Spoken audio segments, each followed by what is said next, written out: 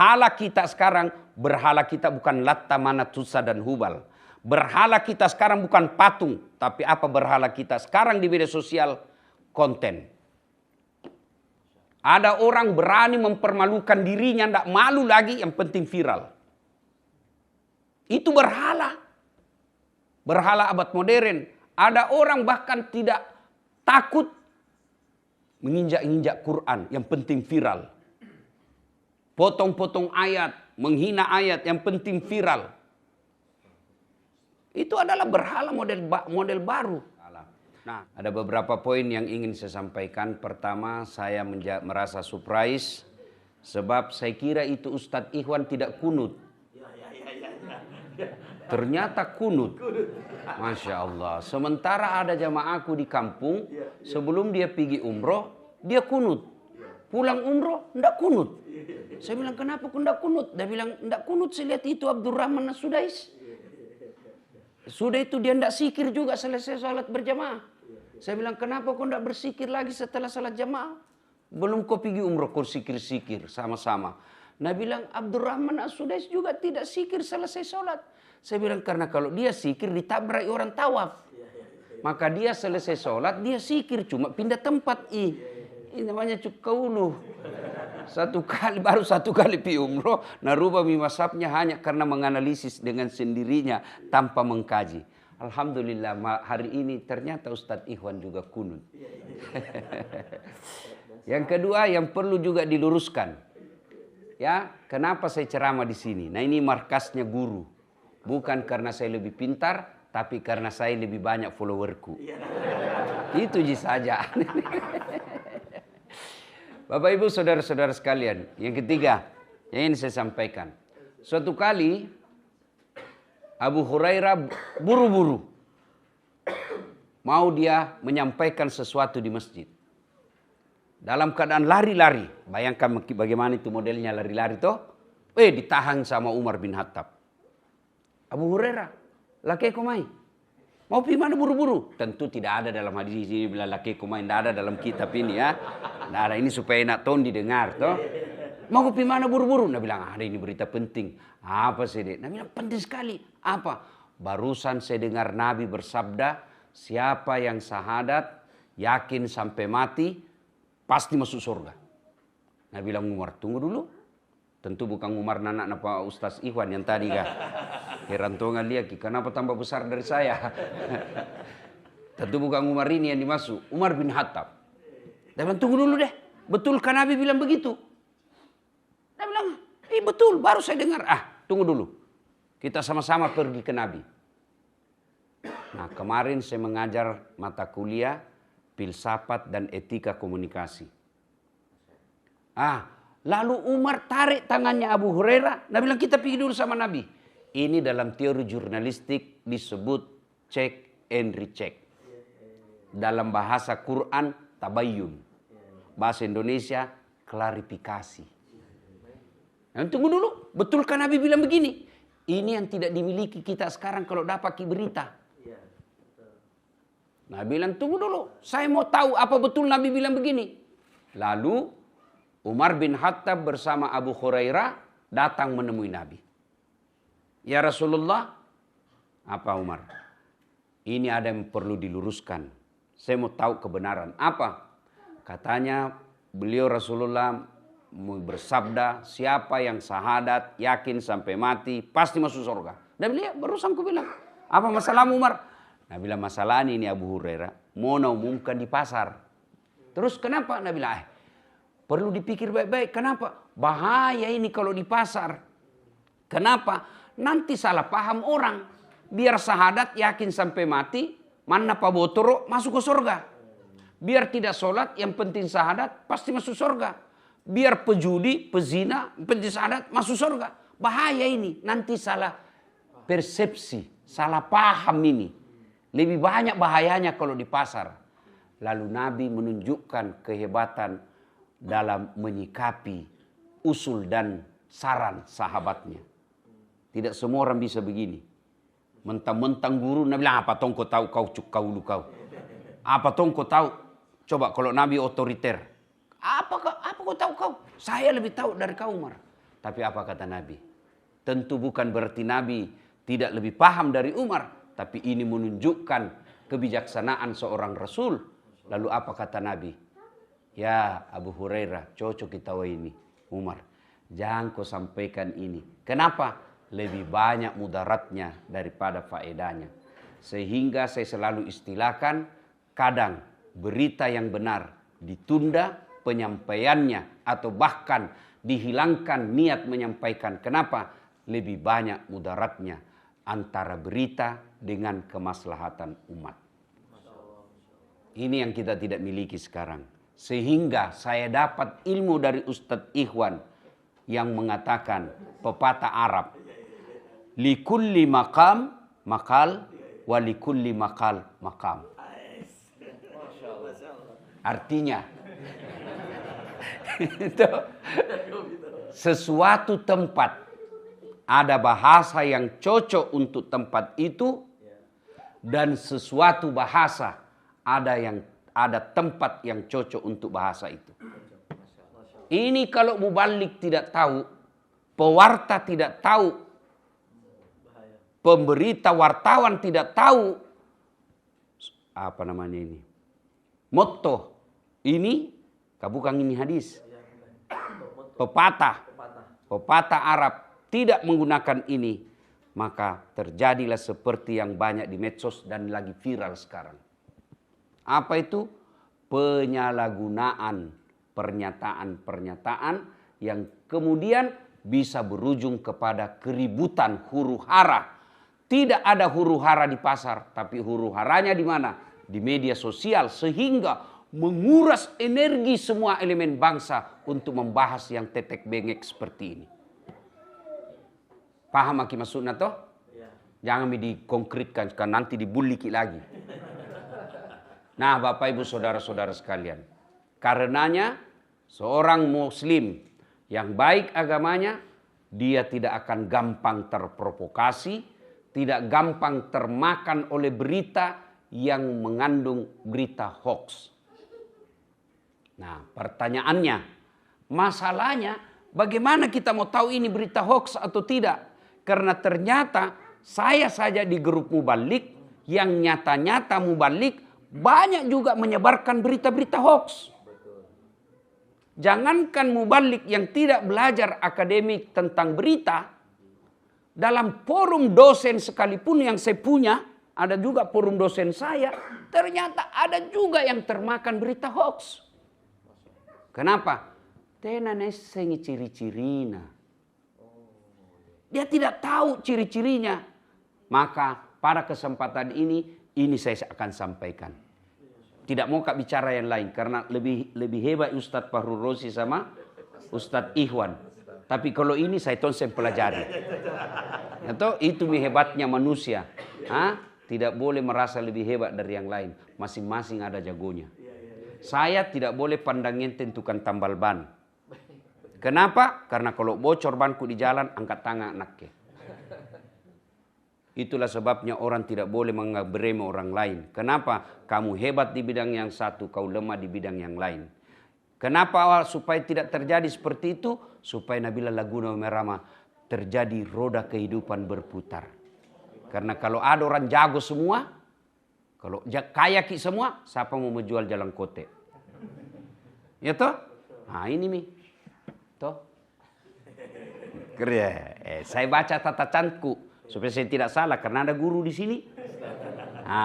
Ciri-ciri berita hoax menurut teori yang saya pelajari. Yang pertama, judulnya sensasional, provokatif. Biasanya memakai kata-kata heboh seperti terbongkar. Apalagi setiap ada kata-kata terbongkar, viral, segera sebarkan.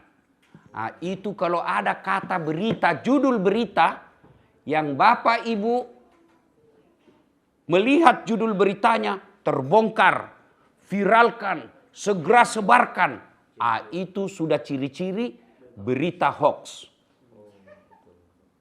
Nah, banyak kita dapat begitu toh? Yang kedua, karena waktunya terbatas kan? Jami dijelaskan sepanjang lebar. Moral lihat nanti nih apa yang bilang Ustaz Iwan di belakang. Yang kedua, sumber tidak jelas.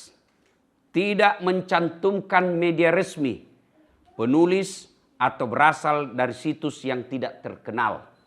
Maksudnya apa? Mau kita tahu ciri-cirinya. Berita hoax. Menurut sumber yang tidak mau disebut namanya. Pak Bale-Bale mintu. Kenapa kau tidak mau disebut namamu? Itu ciri-ciri wartawan yang mau enak saja. Mau lepas dari tanggung jawab. Kenapa? Karena kalau sebut nama dan itu bohong, saya bisa tuntut. Di mana kau dengar saya bilang begitu? Maka untuk amannya dia bilang, menurut sumber yang tidak berkenan disebut namanya. Itu ciri-ciri itu. Kemudian situs tidak jelas. Situs apa itu? Maksudnya alamat berita. Misalnya kalau situs yang resmi, kompas.com, detik.com, metrotv.com, tv1.com, antara.com. Itu resmi itu. Tapi kalau Nabi pengejarviral.com. Itu waspada. Ini penting supaya apa? Ada nanti penjelasannya dalam Quran dalam surat terakhir. Nanti Ustadz Farhuroci bacakan ayatnya. Ya, yang ketiga, tidak ada data atau bukti yang kuat. Biasanya menurut desas-desus. Desas-desus berarti tidak jelas. Kalau Nabi bilang menurut kantor berita antara. Berarti jelas ini sumbernya. Ya, kalau Nabi bilang menurut rumor yang beredar di kompleks Balitai. Ini kompleks namanya toh? Berarti tidak jelas ini.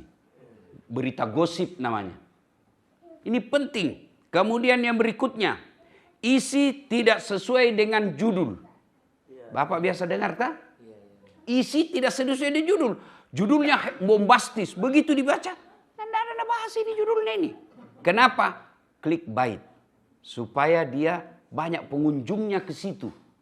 Hoax. Nah ini banyak hoax. Apalagi zaman sekarang. Zaman sekarang ini berita bisa dipelintir muka-muka saya, suara-suara saya, narasi-narasinya, tapi narasi menyesatkan. Pernah beredar di Facebook. Mukaku, suara-suara saya. Dan bisa cloning itu suara, Pak. Apa nak jual? Obat kuat. Pak, langsung gue protes, Pak. Dan siapa yang pertama dapat? Mama Nece. Menghina ini berita ini. Saya masih kuat, Pak. Masih bisa ke ceramah 1 hari 5 kali. Iya, menghina. Kalau dibilang iklan menjual tasbih, saya tidak protes. Iklan menjual sajadah, bolehlah. Obat kuat. Dan itu banyak terjadi. Maka hati-hati. Yang terakhir itu di Facebook. Viral, Dasat Latif. Itu sudah ada kata viral kan? Viral, Dasat Latif mengunjungi. Siapa itu yang banyak kayak dukun-dukun di Banten, apa di daerah mana itu? Mengunjungi Habib Kanjeng. Betul itu ada gambarku turun dari pesawat. Tapi bukan dalam konten itu. Itu bahayanya kalau begini. Orang akhirnya bilang, ya sumbangi tahu Dasat saja datang. Ini penting. Supaya apa? Kita tidak menimbulkan kegaduhan dan kesesatan. Berikutnya lagi. Ini berdasarkan kajian yang saya pelajari ya. Kemudian memancing emosi. Emosi yang dimaksud menimbulkan ketakutan. Kemudian marah. Ada berita yang membuat orang rasanya mau patah-pas lagi. Ya. Kemudian panik. Kayak kemarin itu tentang BBM. Beda naik dengan langka. Ya, kalau naik kan sekarang naik. Tapi kelangkaan, kenapa muncul kepanikan? Karena orang bilang tidak ada. Panik, maka saya bikin kantor itu. Karena di Makassar 1.000 bisa lihat. Dan itu bisa berpotensi orang berkelahi. Bayangkan Pak, kalau mengantri maki 2 jam, tiba-tiba datang melambung. Bisa rusuh orang. Kenapa dia melambung? Kita juga tidak tahu. Kenapa dia melambung kodong? mau meninggal orang yang mau nabawa. Maka saya bikin video untuk tidak panik. Begitu juga orang kalau pergi umroh kan saya selalu bilang kalau bawa jamaah banyak, jangan panik, jangan panik, jangan panik. Begitu ada berita kau dapat, jangan panik. Dan berita yang membuat kepanikan, rasa takut, kecemasan, itu ciri-ciri hoax. Karena berita yang baik, dia menimbulkan ketentraman. Tahu berita, apa bedanya informasi dengan berita? Kalau informasi itu pengetahuan baru, itu informasi namanya. Kalau berita menghilangkan kecemasan, justru berita itu tujuannya menghilangkan kecemasan. Contoh, orang berkumpul orang di pinggir jalan. Mau datang, wartawan mau masuk, apa ini? Itu namanya kecemasan, ketidakpastian namanya. Apa itu di, apa itu. Tiba-tiba ada wartawan kreatif kita wah. Kasih jalan. Kenapa? Bapakna. Orang semua kasih jalan. Ternyata dilihat, monyet ditabrak. Bapakna monyet kan. Ya, nah, kalau ada orang berkumpul, kan penasaran kita, apa itu? Maka kita datang. Begitu kita lihat, oh begini, itulah berita. Jadi kalau ada berita yang membuat orang panik, cemas, takut, percaya itu bukan berita tapi hoax. Ada tujuan tertentu. Tujuannya apa? Membuat, bisa jadi kalau berkaitan politik, mau menjatuhkan sesuatu. Maka umat Islam kalau dia paham agama dengan baik, dia tidak akan gampang terprovokasi. Nah, berikutnya, bahasanya berlebihan atau tidak proporsional dan tidak profesional. Banyak huruf kapital. Ya, banyak huruf-huruf kapital. Tanda kutip huruf, kemudian cetak miring, kasih bol. Itu sensasi. Bagaimana supaya orang tertarik? Tidak proporsional cara penggunaan huruf dan kalimatnya. Ya. Kemudian menyuruh untuk menyebarkan. Misalnya segera sebarkan. Jangan terlambat. Viralkan segera. Itu ciri-ciri hoax. Kenapa dia bilang begitu? Karena pasti ada tujuan tertentu di balik berita itu. Bukan berita dan informasi yang dia lakukan yang tujuan utamanya, tapi efek dari berita itu yang dia inginkan. Efek apa? Kecemasan, efek ketakutan, mau demo, mau menyerang. Itu ciri-ciri. Justru berita yang baik melahirkan ketentraman dan kedamaian. Nah. Yang berikutnya, gambar atau video menyesatkan, digunting-gunting. Nah, inilah yang terjadi dengan videonya Pak JK. Dia gunting-gunting. Ya, itulah sebabnya Pak, kalau lihat video ceramah, apakah podcast atau siaran tabligh akbar, ada itu biasa kita lihat angka terbayang-bayang di tengah ceramah itu, misalnya angka 34.201. Itu mau menunjukkan bahwa ini potongan. Harus dinonton angka sebelumnya dan menit setelahnya.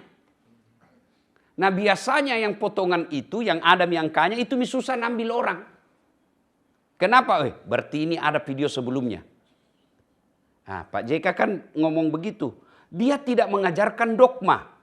Beliau tidak mengajarkan bahwa Kristen mengajarkan ini, Islam mengajarkan ini. Tapi apa? Kenyataan di lapangan waktu itu. Kalimat kenyataan di lapangan waktu itu yang dipotong.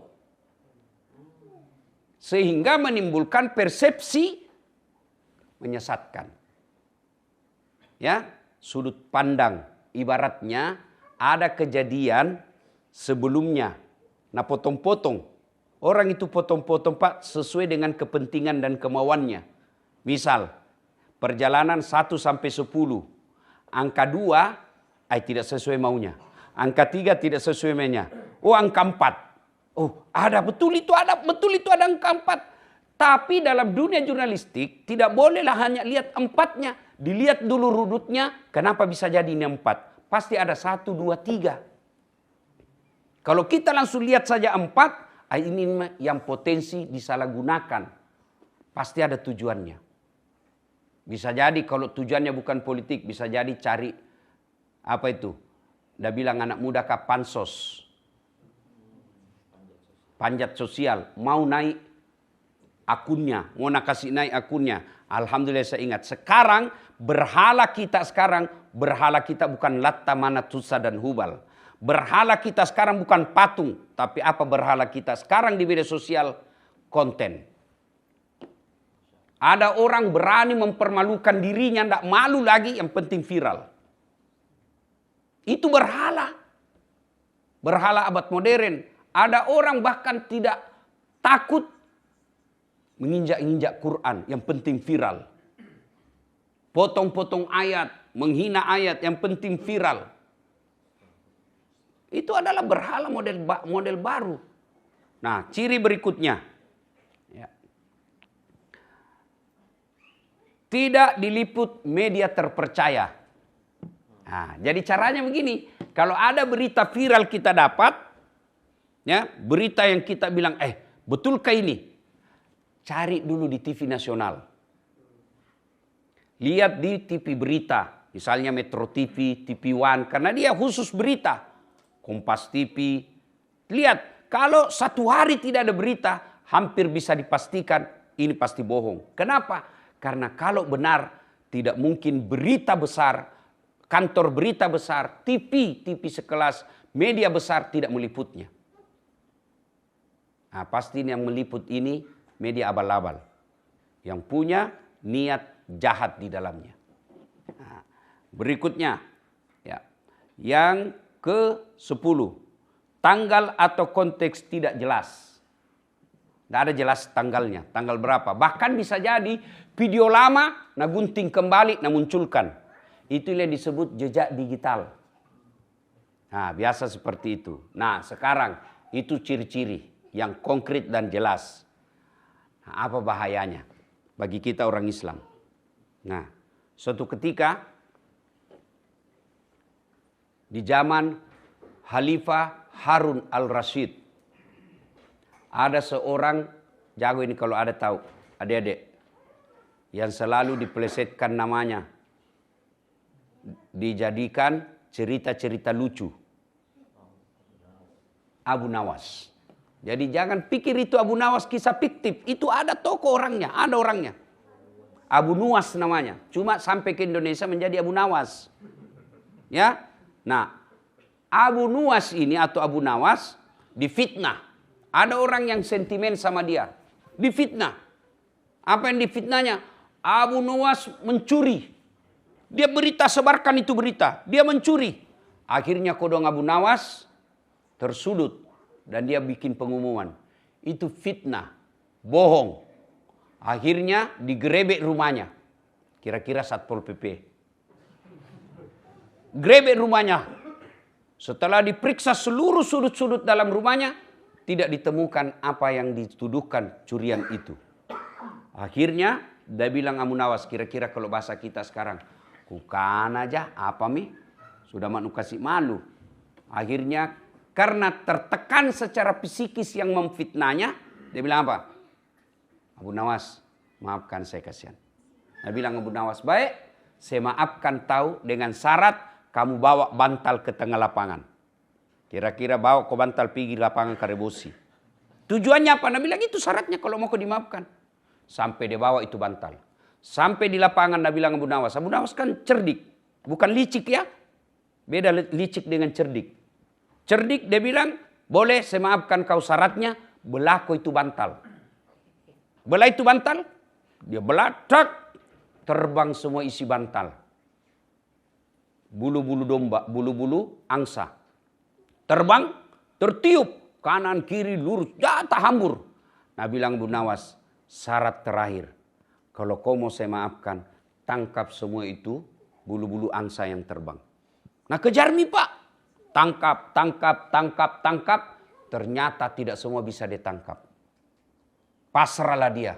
Dia bilang, tidak mungkin saya bisa tangkap semua. Ini bisa kutangkap. Apa kata Abu Nawas? Saudaraku, yang kau tangkap itu itulah orang yang mendengar klarifikasi.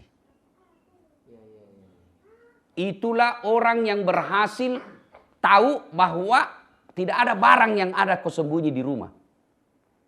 Tapi yang ternyata yang lewat pergi tidak sempat dengar ini, itu yang percaya dan merusak nama saya. Itulah bahayanya fitnah dan ghibah.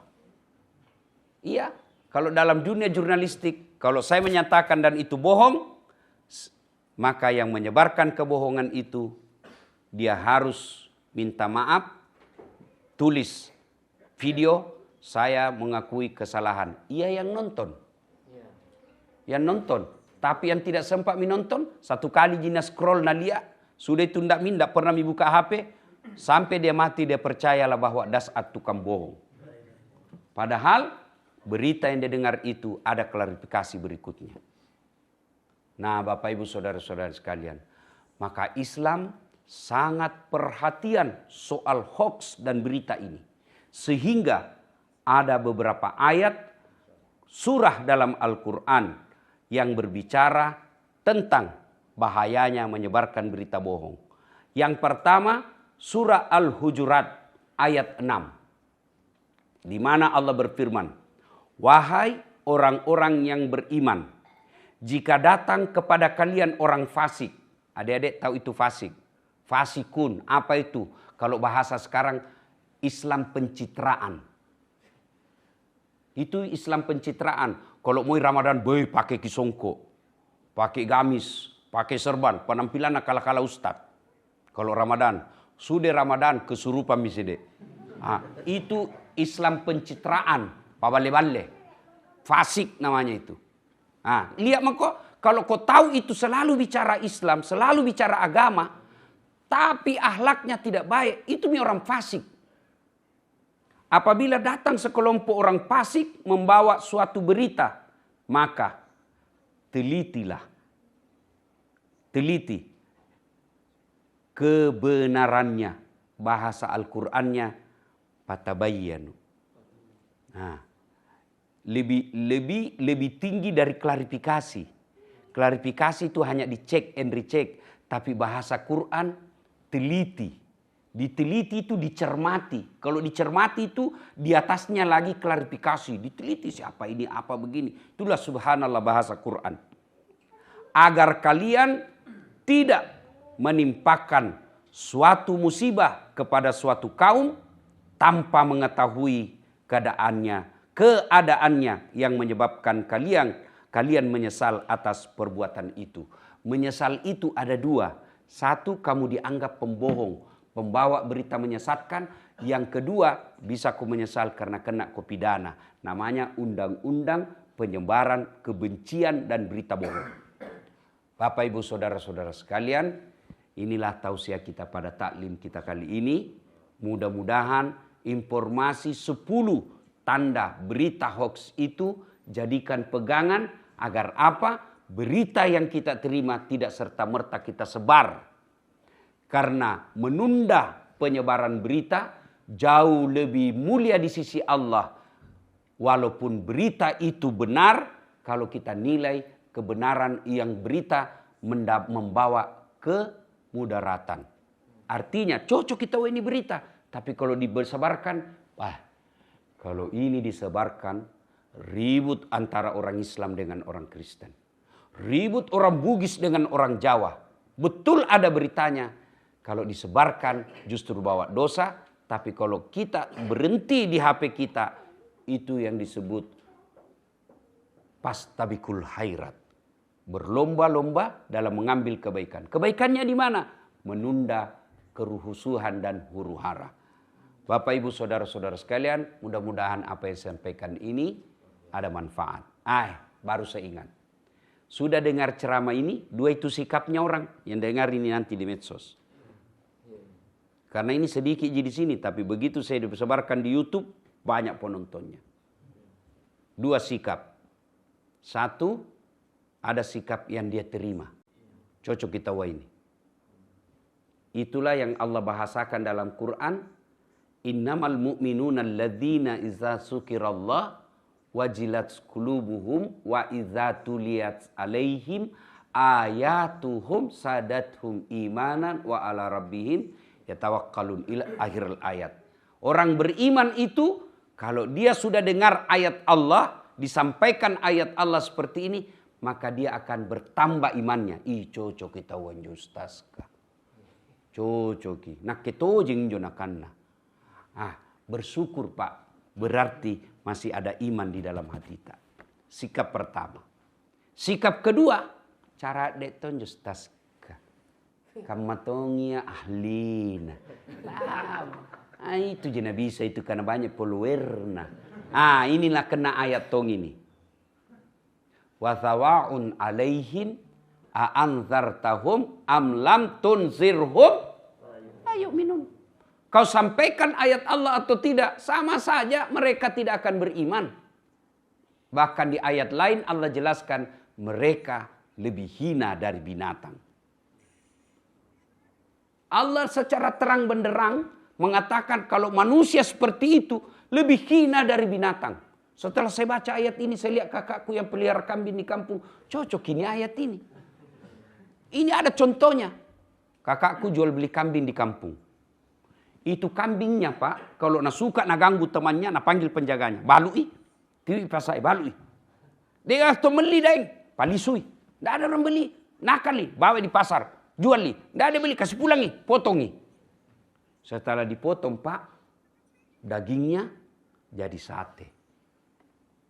Tulan-tulanna konro. Isi perutna coto. Pipina sop pipi. Lidana sop lidah. Ekorna sop buntut. Kakina sop kikil. Bibirna, lidana pun sop lidah. Kulitnya jadi perhiasan. Tanduknya perhiasan. Ituna obat kuat. Saya ingat waktu ku kecil dibakar itu. Yang bilang orang tua dulu, obat kuat ini nak. Coba kambing suka nak ganggu orang, masih bisa dijual. Tidak ada yang beli, bisa dipotong. Semua unsur tubuhnya digunakan. Tapi kalau manusia, penyebar kebencian, penghasut, kerjanya hanya memfitnah, kerjanya hanya menyebar kebohongan, kerjanya hanya cari viral kepentingan dirinya tanpa memperhitungkan kemaslahatan umat. Mau diapai orang seperti ini? Bila maki mau diapai? Dijual, siapa mau dibeli? Dipotong, siapa mau makan? Di penjara masih merugikan negara. Kenapa? Masih dikasih makan kok. Inilah makna dari ayat. Kalau manusia tidak punya iman dan dia fasik, mereka lebih hina dari binatang. Siapa bilang? Quran, bukan saya. Semoga ada manfaat. Lebih dan kurang yang mau dimaafkan. Usikum wa nafsi bitaqwallah. Fastabikul khairat. Assalamualaikum warahmatullahi wabarakatuh.